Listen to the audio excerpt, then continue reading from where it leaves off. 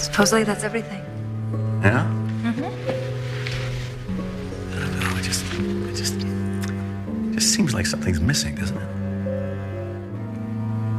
What about the soul?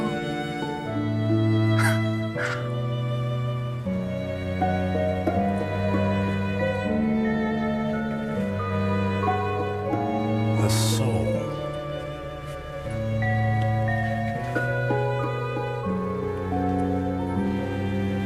There's nothing but chemistry here.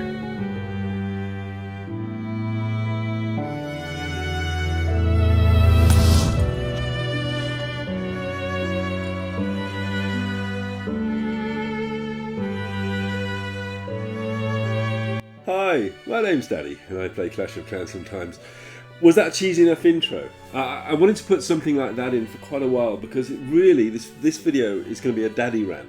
It's just going to be me, just sort of, I don't know, freestyling on the future of Clash of Clans, and I've got a fair understanding of the soul behind the game, the people that make it, and what they're going to be thinking. And nothing in here is any inside information. I'm not sharing with you anything that Supercell have told me that is going to happen, but it's just really my opinions, and I would love to hear your opinions as well. In the background, these are all the single player maps that can be done using one troop, just a balloon. It doesn't really matter what level balloon you are. I think from a Town Hall 8 you get, no sorry, from a Town Hall 6 you get balloons, so is it 6? Yeah, I think it's 6. So from Town Hall 6 and above, you can just do this with one balloon if you've got enough time. And these are all in real time, so yeah, enjoy. There you go, 3 stars. Anyway, so yeah, so there's a lot of speculation at the moment about what the big announcement going to be at ClashCon. Supercell have said that at ClashCon will be something big that they're working on. And I mean, I've seen a lot of comments about it being possibly Town Hall 11. And the walls that have come in suggest that we're going to have potentially a need for more walls, because right now we don't. So if Town Hall 11 did come out, right, I'm not saying it will, I'm not saying it won't, but if it did, what would that mean to us? Well, you got to think I mean, in our time that we play Clash of Clans, there's different phases, right? So pretty much everybody who's a cut pusher has been farming.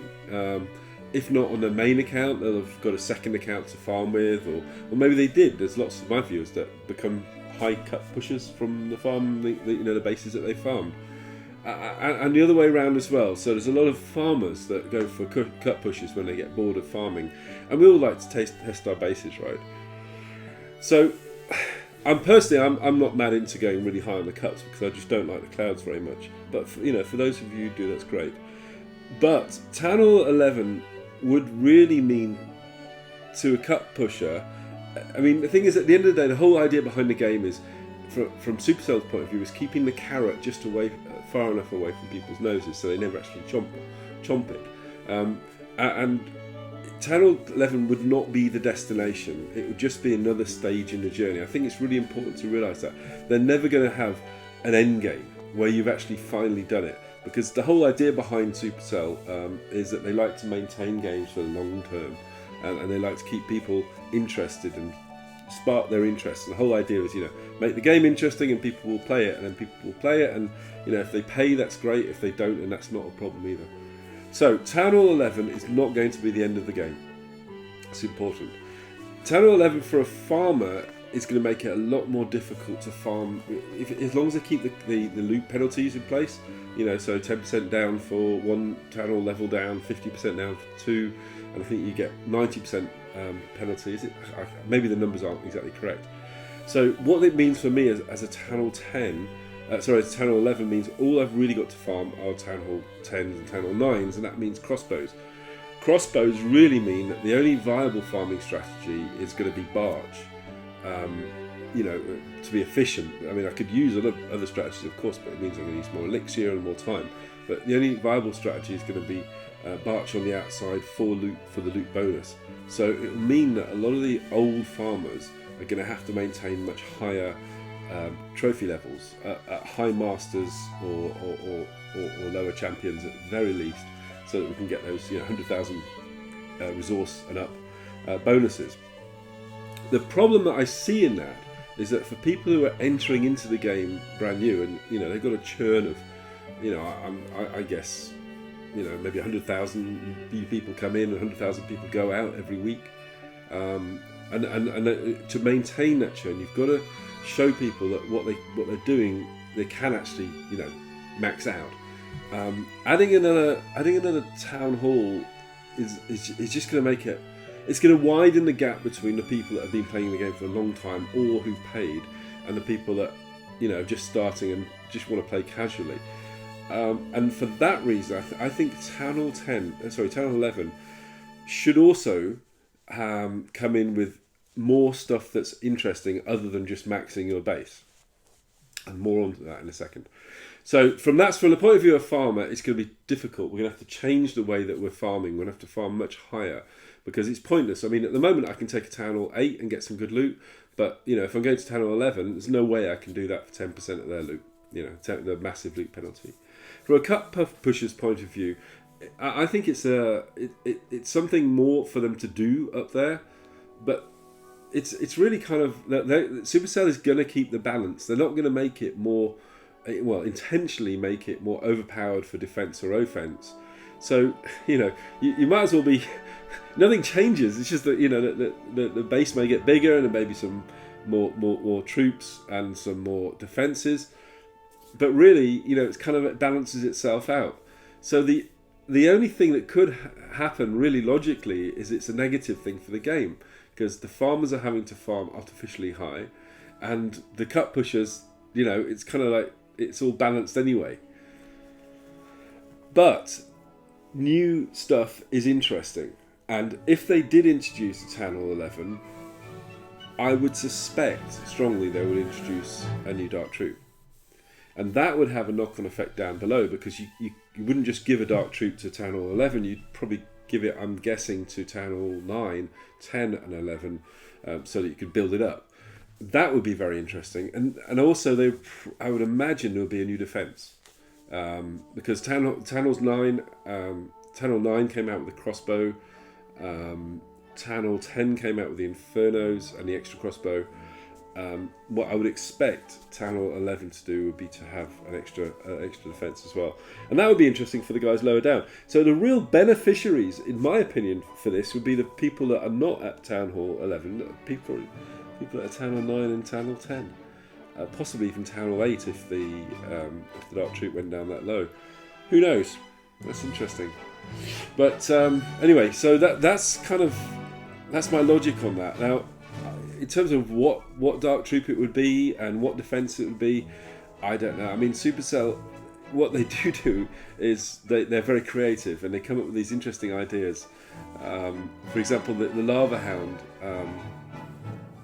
Well, there was a leaked video that came out on another YouTuber's channel about a year ago of like a blimp, and that became the Lava Hound, right? So they kind of, if you look at their thought processes, they came up with the flying tank, and they ended up with a hound.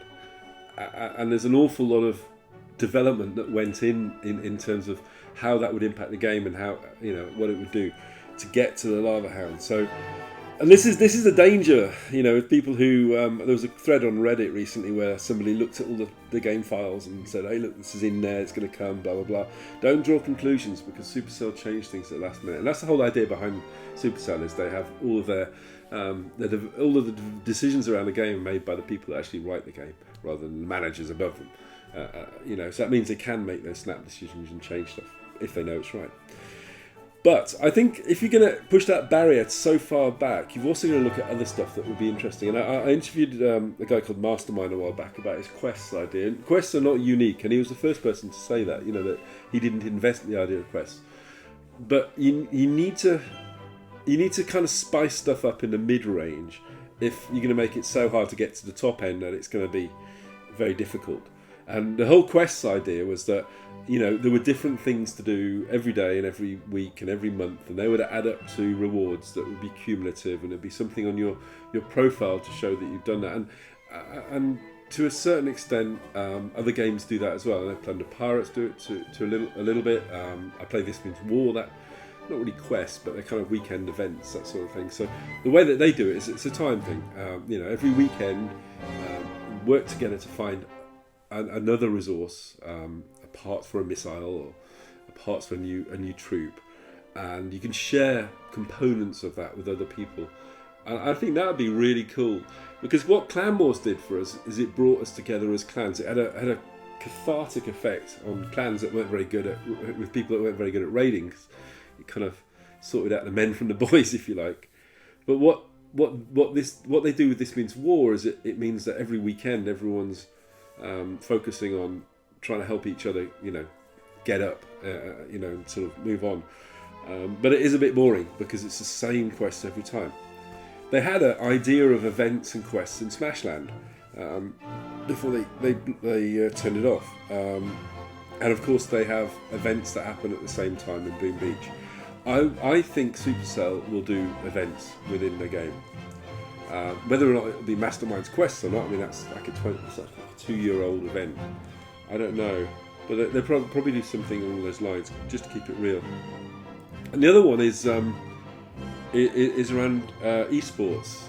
So Supercell are spending an awful lot of time and, I guess, money in promoting Clash of Clans and Clan Wars to be part of an esport. And you see it every time they do it, it's changing slightly. So the first Nordic Clash was based around how many cups your clan's got.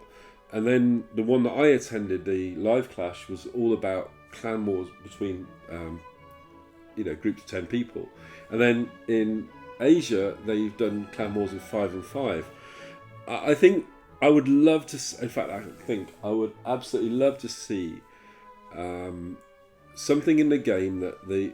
See, look at it this way, right? So if you look at League of Legends and the big esports games, the sort of stadium games, they're played by professional teams of people who can afford $10,000 or £5,000 gaming rigs, and who can afford to spend 6 to 8 hours a day just playing, solely focused on that. And then you look at Clash, and it's a casual game by and large, if you exclude the top guys right at the absolute top. But it's a casual game where people quietly just get skillful and quietly learn. So they've got the casual gaming market. Esports has this insane focus on competition, but very high barrier to entry. And if you can get somewhere in the middle. So what I would love to see would be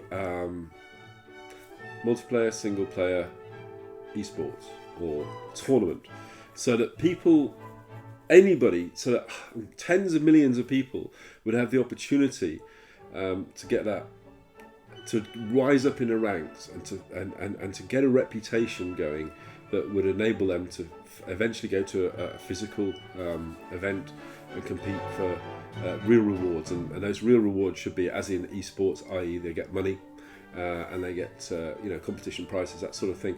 So if you could do it such that, and maybe this might be a 2016 thing or a 2017 thing, in a way that you could reach a much wider audience on esports, I think that would be fantastic, because it may be the 12-year-old in India, or the 45-year-old in California, or anybody. It doesn't matter. The whole beauty of Clash of Clans is it doesn't really matter about your age. But esports is exclusive. It's typically very well funded teams that have a whole ton of money that can do it. And I think that's probably the old version. I think that's esports 1.0. If Supercell can come out with esports 2.0, I think it would be definitely linked into Clash. And Clash is the best vehicle for them to do it in.